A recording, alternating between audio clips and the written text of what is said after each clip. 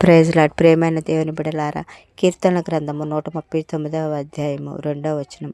నేను కూర్చుండుట నేను లేచుట నీకు తెలియను, నాకు తలంపు పుట్టక మునిపే నీవు నా మనసును గ్రహించున్నావు.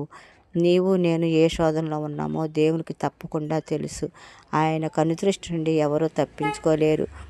జీవితం మనం అనుకున్నట్లు ఉండదు. మన ఆలోచనలు వేరు, దేవుని ఆలోచన వేరు. మనం సమస్యల్లో ఉన్నామని తెలిస్తే మన వారు చూచి చూడనట్లు పక్కకు వెళ్ళిపోతారు. కానీ మన యేసయ్య అలా కాదండి.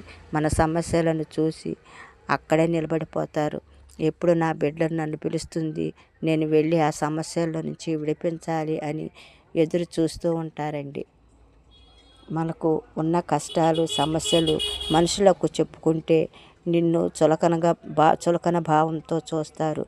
అదే దేవునికి చెప్పుకుంటే సమస్యలన్నిటి నుంచి విడిపించి అందరి ముందు నిన్ను గొప్పగా ఆశీర్వదిస్తారు.